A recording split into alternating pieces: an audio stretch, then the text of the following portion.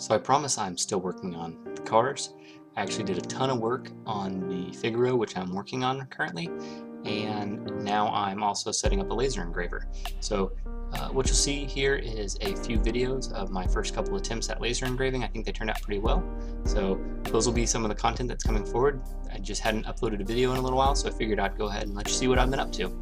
Once again, you should see 3 or 4 Figaro videos because I replaced the head gasket on Danielle's Figaro. Thanks for watching.